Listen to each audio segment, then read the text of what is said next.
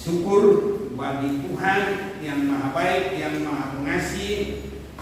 Kita boleh memuji Tuhan, semua itu biar guna hormat kemuliaan bagi Tuhan. Dan saat ini kita akan mendengarkan firman Tuhan.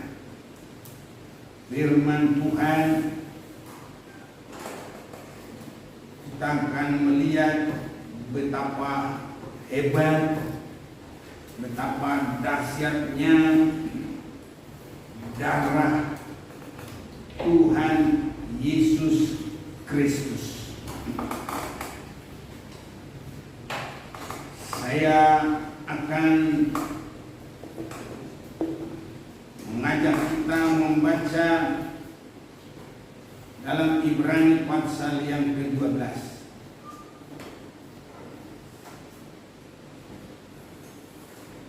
Ibrani pasal yang ke-12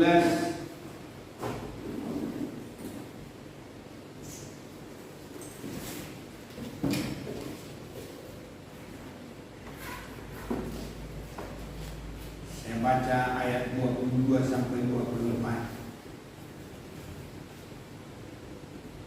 Tetapi kamu sudah datang ke Bukit Sion, ke kota Allah yang hidup, Yerusalem surgawi, dan kepada beribu-ribu malaikat suatu kumpulan yang meriah, dan kepada jemaat anak-anak sulung yang namanya terdapat di surga, dan kepada Allah yang menghakimi semua orang, dan kepada roh-roh orang-orang benar yang telah menjadi sempurna, dan kepada Yesus pengantara perjanjian baru, dan kepada darah pemercikan yang berbicara lebih kuat daripada darah Habel. Saudara-saudaraku, kita akan lebih berfokus kepada kuasa darah yang luar biasa. Inilah yang membuka jalan kita boleh datang ke Bukit Sion, ke kota Allah yang hidup, ke Yerusalem surgawi, kepada perhimpunan beribu-ribu malaikat, kumpulan yang meriah, kepada jemaat anak-anak sulung yang namanya terdaftar di surga, dan kepada Allah yang menghakimi semua orang, dan kepada roh-roh orang-orang benar yang telah menjadi sempurna. Ini diawali dengan darah yang mahal, yang disebut berbicara lebih kuat daripada darah Habel.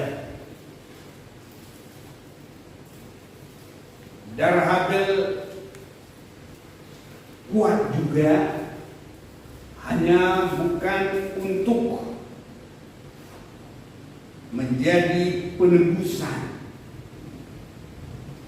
Dan darah Habel itu adalah darah orang yang mengerti kehendak Allah, karena dia mempersembahkan korban, sehingga dengan itu dia dibenci dan dibunuh. Jadi darah Habel itu adalah darah orang yang mengerti, mempersembahkan korban. Jadi tetap sudah mulai mengarah kepada korban yang sangat benar. Itulah korbannya Yesus Kristus. Arahnya ke sana. Jadi dari manusia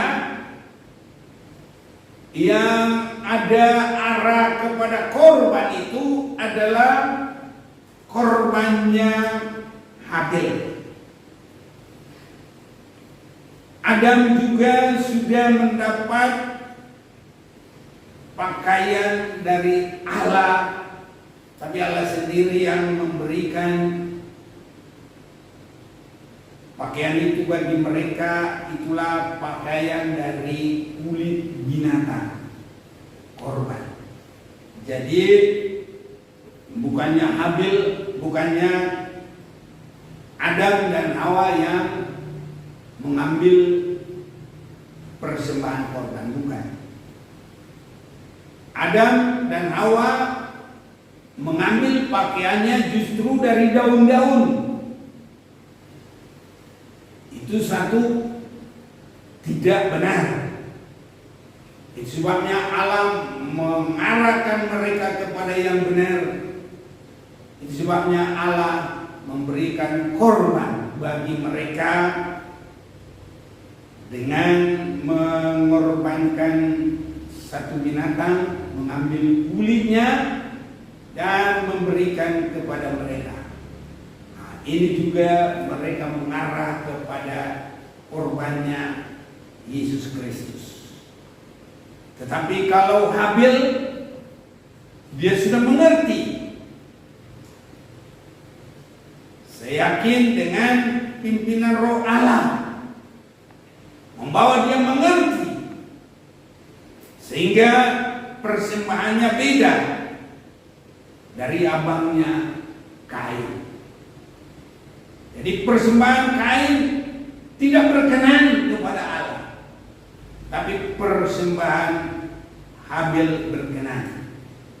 Dan oleh karena itu dia dibenci, dicemburui, dan dibunuh oleh saudaranya itu sendiri, abangnya. Inilah darahnya Habil. Itu pun disebut sudah merupakan kuat. Tetapi lebih kuat lagi dari itu adalah darah Yesus Kristus. Kalau kita mengerti kuatnya darah Yesus, maka kita akan mendapat berkat yang luar biasa. Ada baiknya kita akan melihat pertama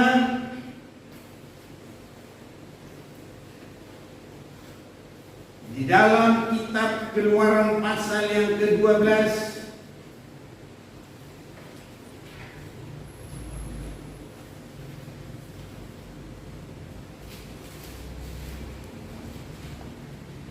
Keluaran pasal yang ke-12 ayat yang ke-13. Dan darah itu menjadi tanda bagimu pada rumah-rumah di mana kamu tinggal. Apabila aku melihat darah itu, maka aku akan lewat daripada kamu. Jadi tidak akan ada tulah kemusnahan di tengah-tengah kamu apabila aku menghukum tanah Mesir. Jadi darah itu adalah menghambat tulah, dan darah itu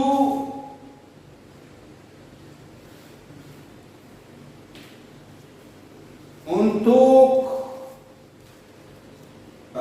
menghambat hukuman. Nah ini jadi menjauhkan tulah dan menjauhkan ataupun menghambat hukuman dari murka Allah. Ini yang pertama. Ini belum darah Yesus. Ini masih darah domba Paskah. Bangsa Israel berada di rumah masing-masing. Itu boleh sekarang kita lebih gampang merenungkan Ya, saudara-saudara ada di rumah masing-masing. Kita juga di sini satu rumah, hanya ditambah satu orang yang bukan dari rumah ini. Nah, kita berada di sini, saudara-saudaraku. Jadi sepertinya kita bisa mudah sekali membayangkan. Itu sebabnya saudara-saudara yang ada di rumah masing-masing saat ini, mari perhatikan dengan sungguh-sungguh. Kita boleh berada di dalam wawasan tanda darah, jangan ada di luar itu. Biar jangan terjadi kebinasaan, biar tidak terjadi tulah. Dulu tulah itu kematian anak sulung. Sekarang di akhir zaman ini tulah itu banyak.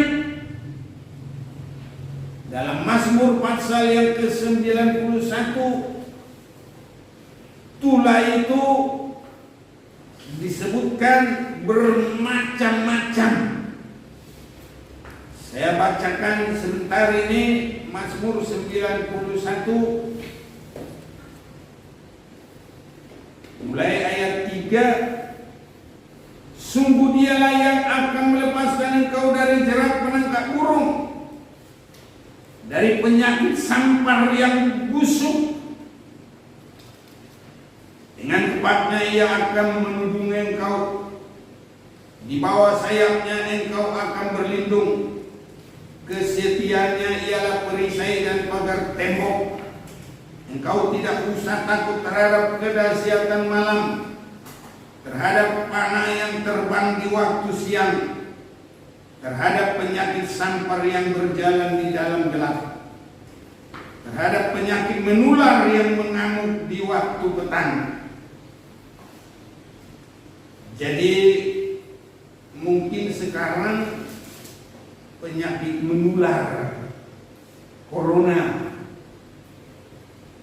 Jadi orang takut untuk kontak fisik, sampai sistem corona ada salam corona. Ada tersendiri, saudaraku.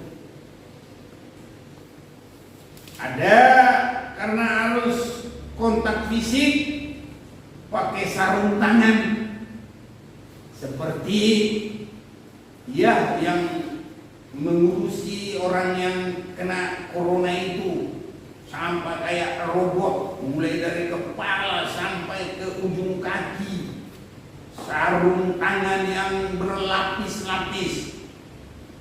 Ini saudara-saudaraku, dan mengamuk di waktu petang itu menunjukkan hari-hari terakhir. Namun kalau kita di dalam area ada darah, apalagi darah Yesus yang lebih hebat dari darah Habel, yang lebih hebat dari darah binatang. Walau 1000 riba di sisimu, 10.000 di sebelah kananmu, tapi itu tidak akan menimpamu. Ini kita harus yakini, saudaraku. Engkau hanya menontonnya dengan matamu sendiri dan melihat pembalasan terhadap orang-orang fasik. Jadi Tuhan biarkan itu bagi orang fasik. Jadi bagi kita harus sampai ada tanda darah, sehingga kita bukan orang fasik. Darah itu juga adalah mengubah hidup kita dari kafir, dari fasik, dari munafik, menjadi kehidupan yang murni di hadapan Tuhan, untuk mendapat kasih Tuhan, pemeliharaan. Sebab Tuhan ialah tempat perlindunganmu, yang maha tinggi telah kau buat tempat perteduhanmu. Saudaraku, itu sebabnya setiap kehidupan kita, setiap aktivitas kita, setiap hari-hari kita, ini kita harus bagaikan duduk dalam lindungan yang maha tinggi. Jadi pada waktu malam, kalau bukan dalam malam naungan yang maha kuasa, saat itulah keluar singa-singa yang mengabarkan iblis, khusus pada waktu malam, juga serigala-serigala yang merusak. Di waktu malamlah orang juga berbuat dosa. Itu sebabnya saudara-saudaraku, kita harus tinggal ditandai dengan darah. Tuhan berkata kepada bangsa Israel, biar semua ada di rumah masing-masing, dan rumah itu harus ada tanda darah. Ya. Saya mau baca lagi lebih banyak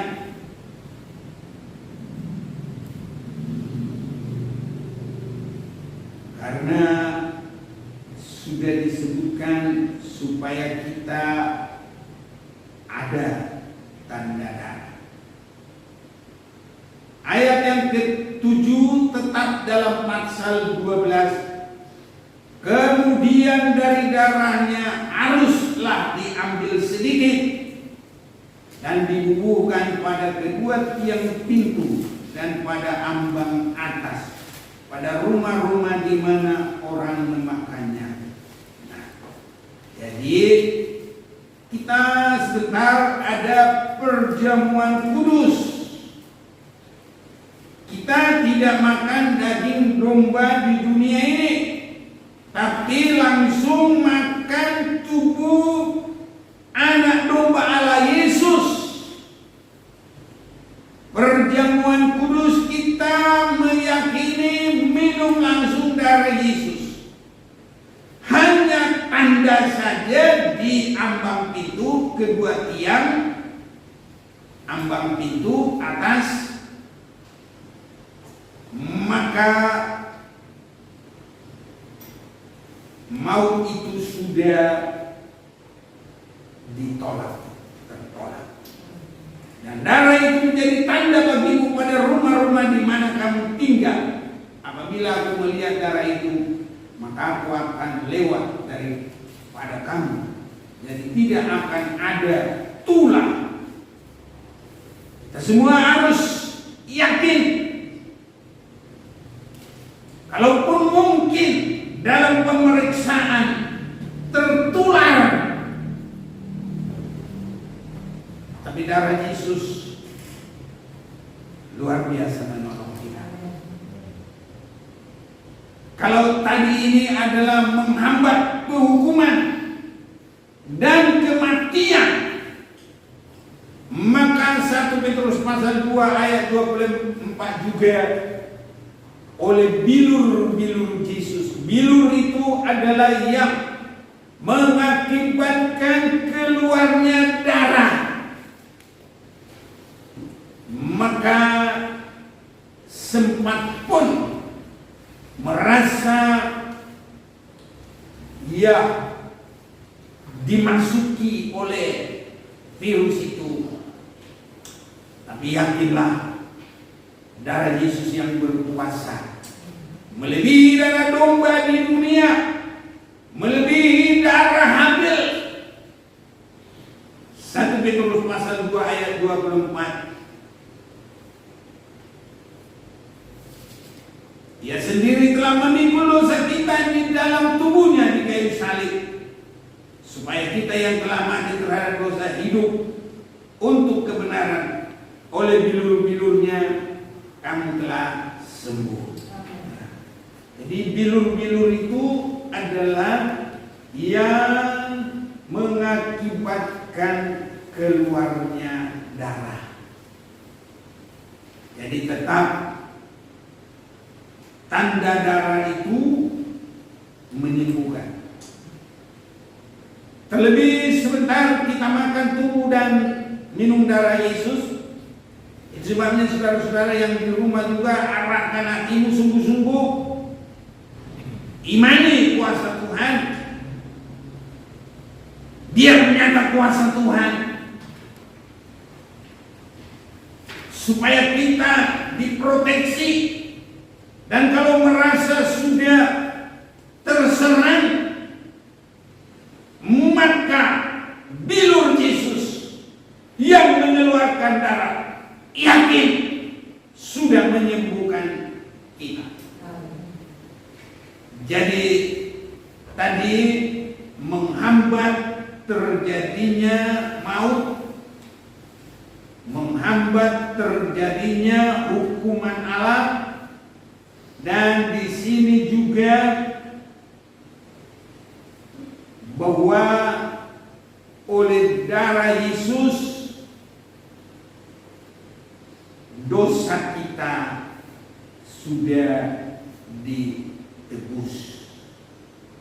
Itu juga ada bergabung dalam 1 Petrus 2 ayat 24 ini.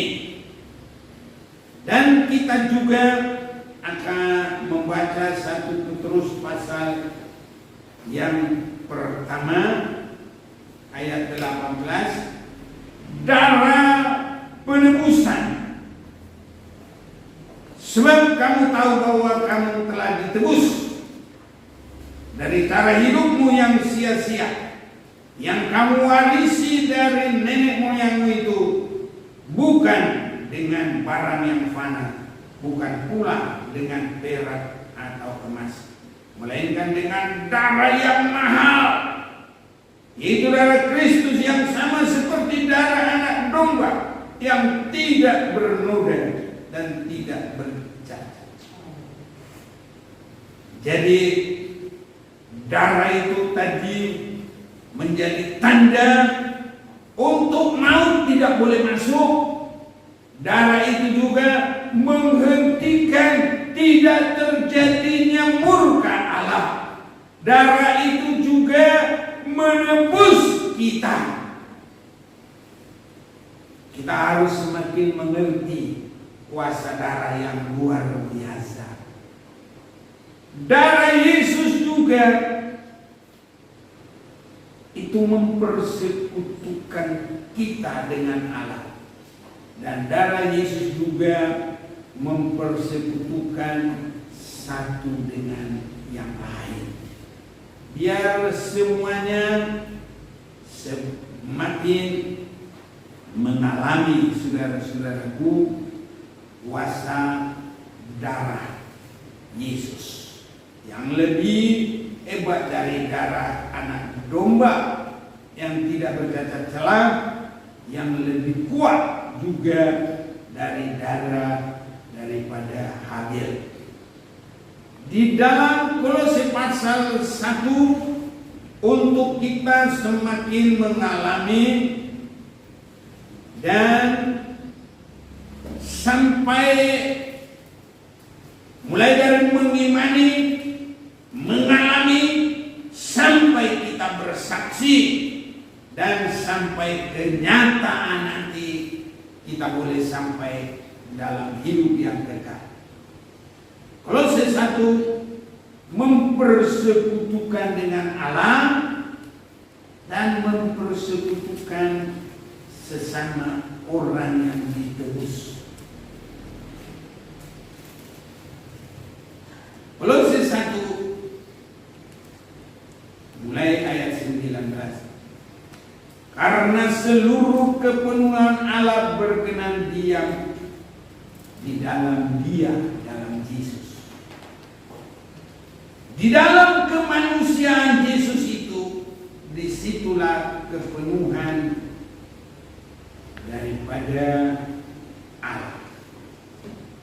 sebabnya waktu dia turun ke bumi ini dari surga, dalam Filipi 2 ayat 5, dia tidak menganggap kesamaannya, kesetaraannya, tapi dia mengosongkan diri. Jadi kita harus mengerti kealahannya itu tidak lagi sepenuh ada pada kemanusiaan Yesus, tapi dia adalah menunjukkan manusia Allah.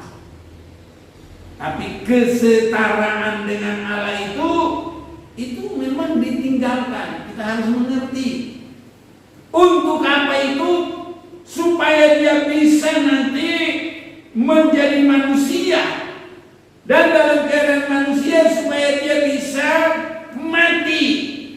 Untuk apa mati? Untuk mengalahkan maut dengan kebangkitannya, untuk mengalahkan iblis. Karena kuasa iblis yang terakhir adalah maut, kematian. Jadi iblis adalah pencuri, penuduh, dan pembunuh, pembinasa.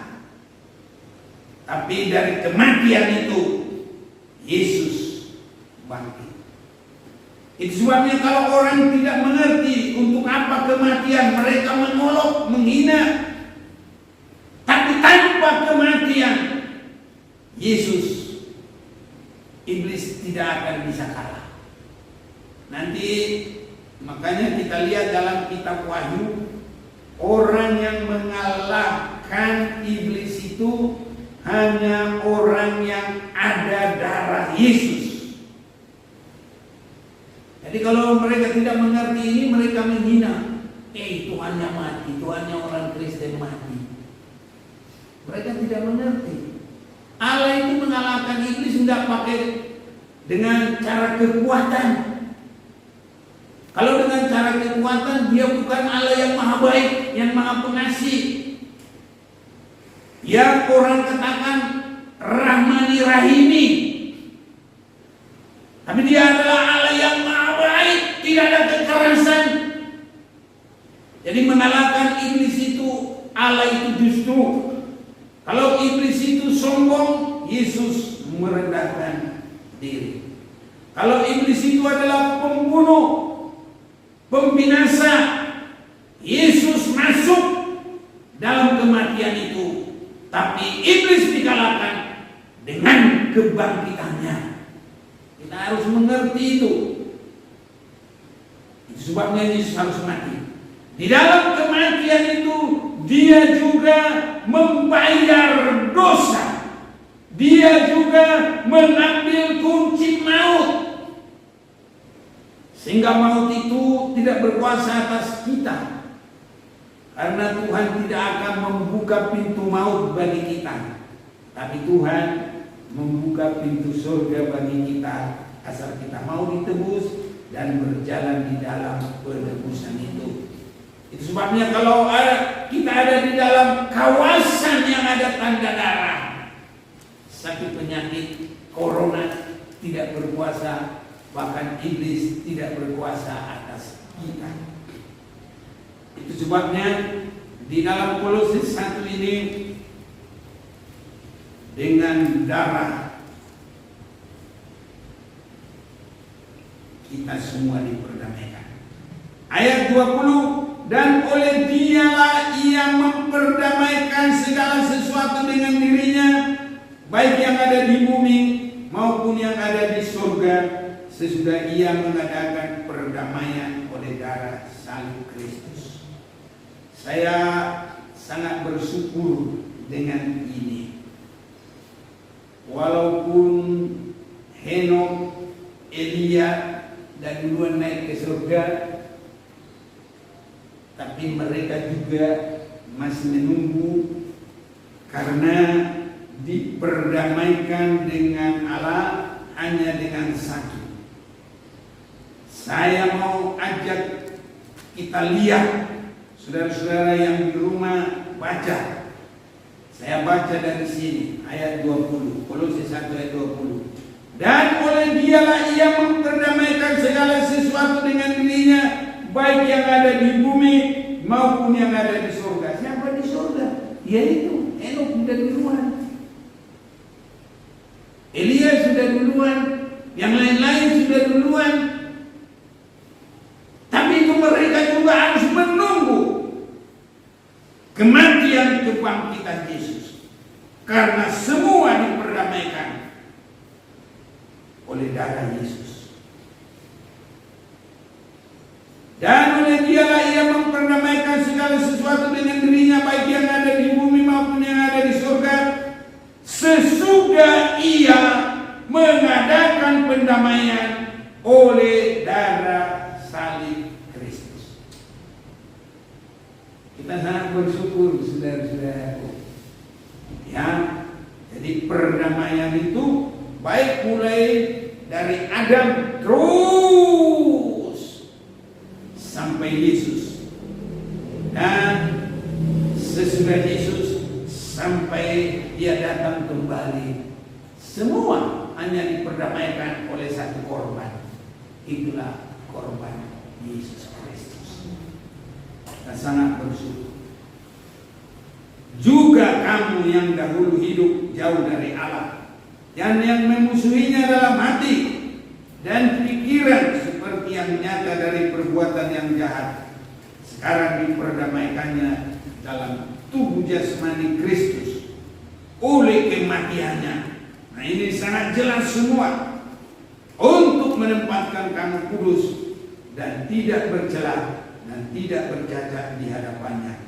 Sebab itu kamu harus bertekun dalam iman, tetap teguh dan tidak bergoncang, dan jangan mau digeser dari pengharapan Injil yang telah kamu dengar dan yang telah dikabarkan di seluruh alam di bawah langit, dan yang aku ini Paulus telah menjadi pelayannya.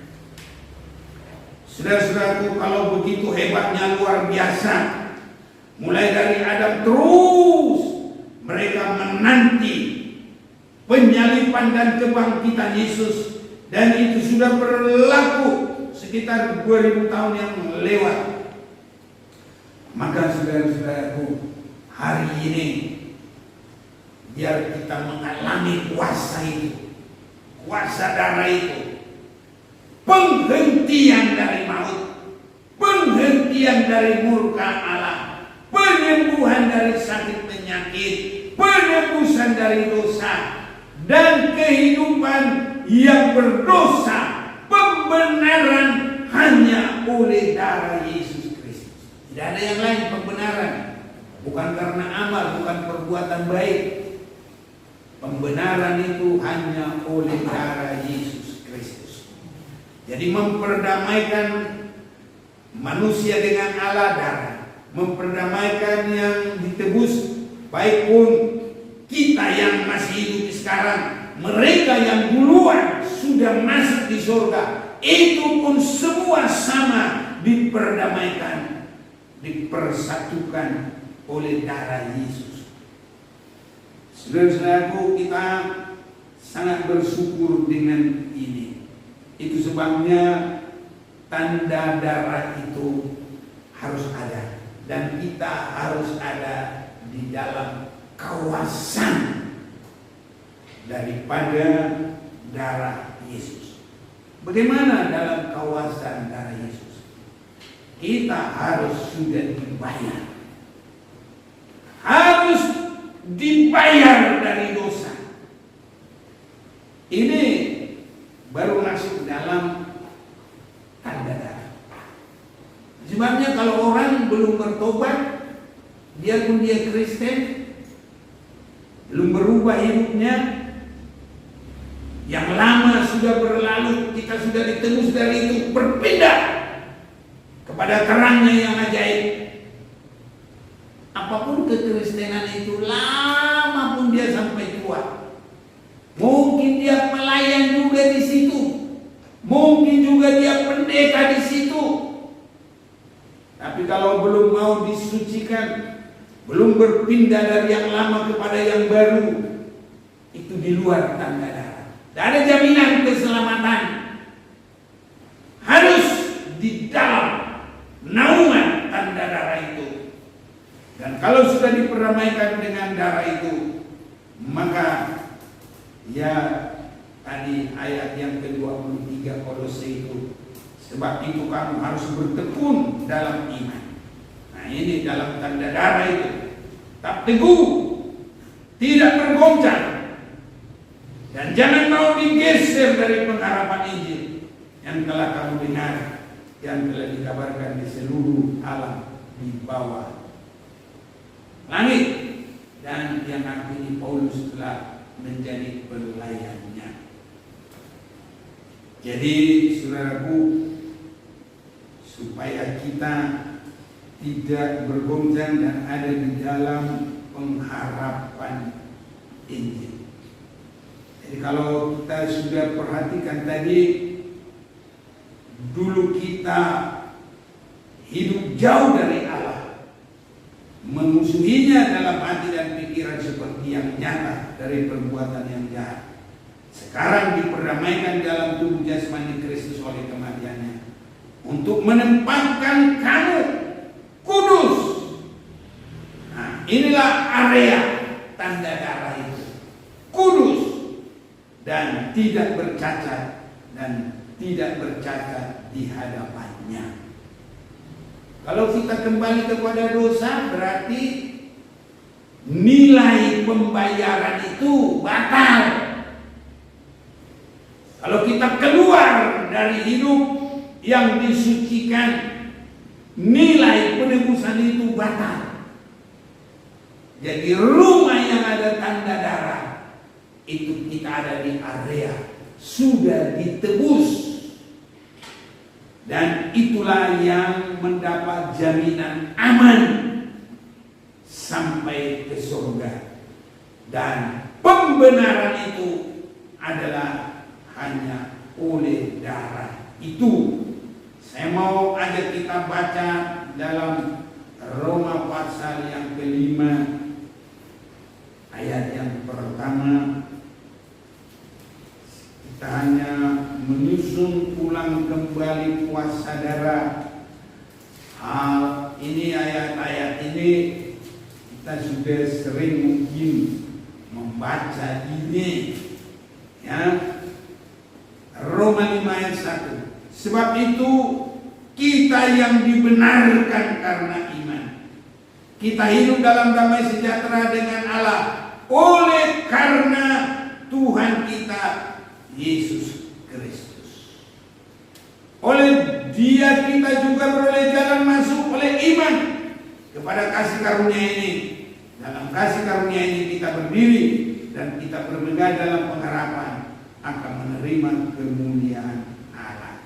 Jadi ini karena Yesus Kristus yang rela, tidak menganggap kesetaraannya dengan Allah, mengambil rupa manusia. Dalam rupa manusia dia menjadi hamba, bukan untuk dilayani tapi untuk melayani. Bahkan dia sampai kepada mati tersalib untuk mengalahkan maut, mengalahkan iblis, dan membayar semua utang-utang dosa, dimeteraikan dengan kebangkitannya. Dan mulai saat itu, dia dalam kebangkitannya, dia kembali pulih kepada suasananya pada awalnya. Kealahan yang ditinggalkan itu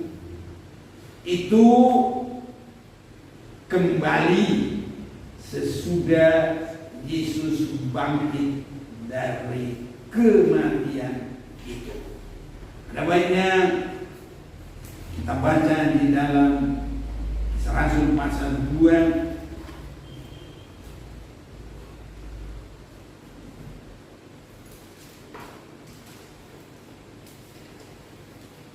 mulai ayat 32.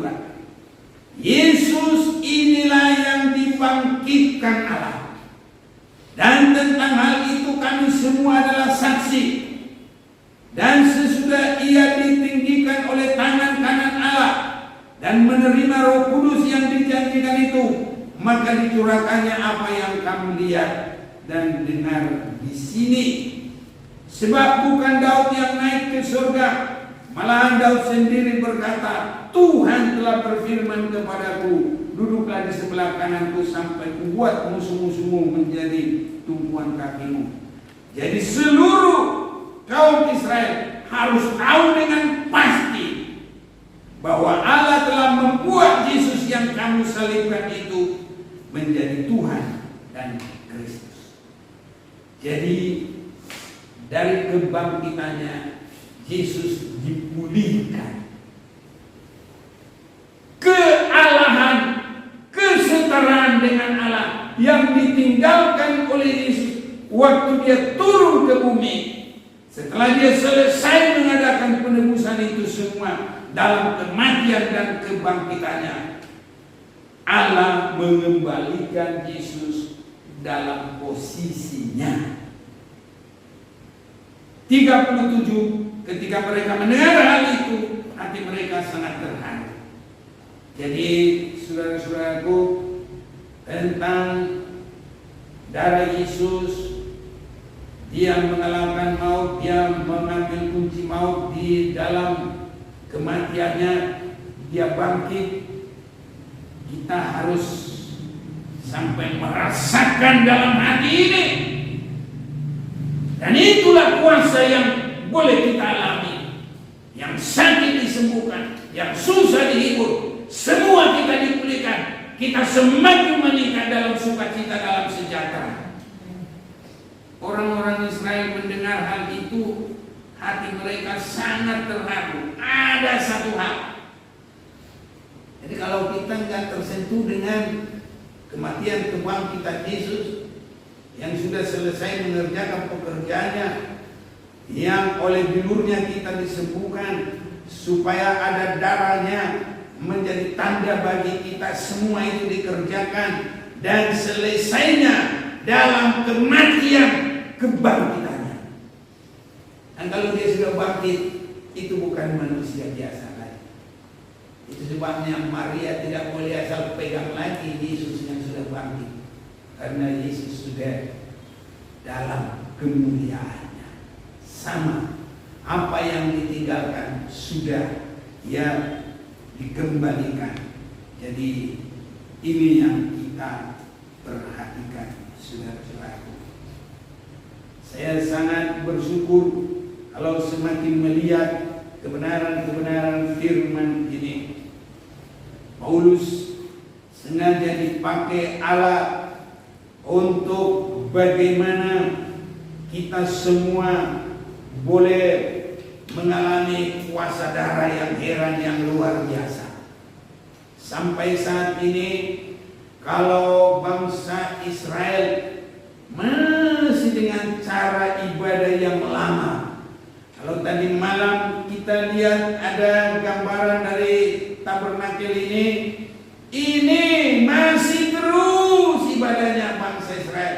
Tapi kita bukan ini lagi. Karena apa? Yesus sudah mati dan bangkit.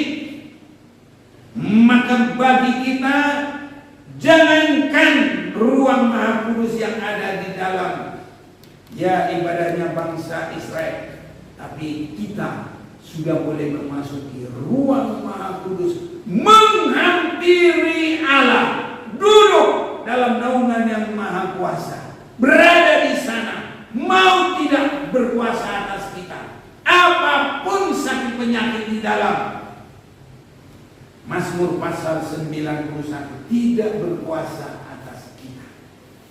Tidak berkuasa lagi, saudara. Biar kita imani. Dengan kita menerima tubuh dan darah Yesus, kita imani. Malam-malam itu adalah puncak dari semua maut itu. Ya. Jadi saudara-saudaraku, ada tanda darah itu. Malam itu maut itu terlepas, murka itu tidak jadi. Dan suasana malam itu Ya, di situ juga keluarnya serigala, keluarnya singa-singa, semua boleh keluar di situ. Asal kita di dalam suasana tanda darah, kita tidak usah khawatir.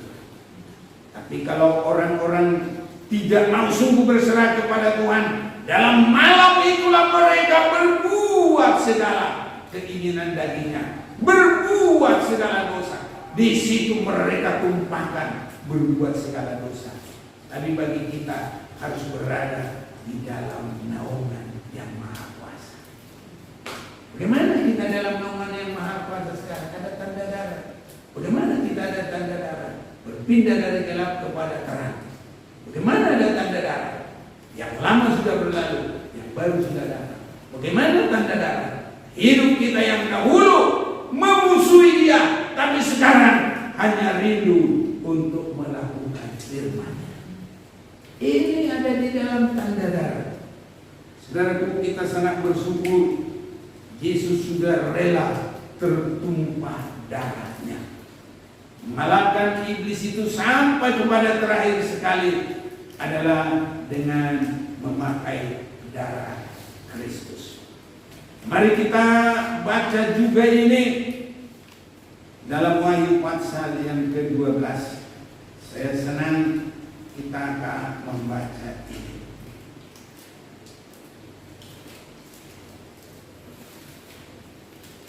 Mulai ayat yang ke-10. Nyanyian kemenangan. Dan aku mendengar suara yang nyaring di surga berkata, sekarang telah tiba keselamatan dan kuasa dan pemerintahan Allah kita dan kekuasaan Dia yang diurapinya, karena telah dilemparkan ke bawah pendakwa saudara-saudara kita yang mendakwa mereka siang dan malam di hadapan Allah kita, dan mereka mengalahkan Dia, iblis, oleh darah anak domba. Ini saudara-saudaraku, itu sebabnya kuasa darah itu luar biasa. Kuasa darah itu menghambat maut, menghambat murka Allah, mempersekutukan kita dengan Allah. Ya, jadi kita tidak ada lagi pemisah dengan Dia, dan juga mempersatukan orang-orang tebusan, baik yang masih ada di bumi dan mereka yang ada di surga, dipersekutukan oleh darah. Dan darah itu juga menjadi kuasa bagi kita mengalahkan iblis. Dan di sini karena ayat 11 saya ulang, dan mereka mengalahkan Dia oleh darah anak domba dan oleh perkataan kesaksian mereka. Saudara-saudaraku, kesaksian kita terhadap darah anak domba berpindah dari gelap kepada terang. Itu kesaksian. Yang lama sudah berlalu, yang baru sudah datang. Itu kesaksian. Dulu kita memusuhi Allah, selalu melawan kepada kebenaran firman. Dan sekarang harus seperti Daud yang kesukaannya adalah firman Allah. Saudara-saudaraku, dan kesukaan kepada firman itu harus teguh. Dalam ayat 11, karena mereka tidak mengasihi nyawa mereka sampai ke dalam maut, berpegang dalam penyucian darah, melakukan firman sampai ke dalam maut sekalipun kita tidak takut. Itu sebabnya tadi malam juga saya sampaikan, Tuhan memberikan karunia, menyembuhkan, mengadakan mujizat, mengusir setan, semua itu baik. Tetapi tidak ada kata-kata, waktu kamu karena kamu mengusir setan, kita akan bersama-sama. Tidak. Waktu kamu mengadakan mujizat, kita akan hidup bersama. Tidak. Tapi kalau kamu melakukan firman, itulah kita boleh diterima dalam hidup yang kekal. Bahkan kalau kita melakukan firman, tidak takut, Kalau kita temannya dalam kematian, baru kita akan duduk bersama dengan dia. Jadi di sini saudaraku, bukan karena hebatnya yang lain-lain, tidak. Kalau berani dalam kematian, karena kita bersaksi penebusan, perpindahan dari kegelapan kepada terang, dan sampai melakukan tunduk sama seperti darah Yesus tercurah sampai kepada darah penghabisan, melakukan firman. Bukan kehendakku tapi kehendakmu yang jadi. Itu menjadikan kita sama dalam bersama dengan Tuhan. Sebagai yang terakhir saya bacakan ini dalam 2 Timotius pasal yang kedua,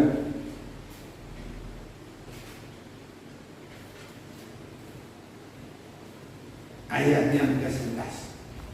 Benarlah perkataan ini, jika kita mati dengan dia, kita pun akan hidup dengan dia. Jadi saudaraku,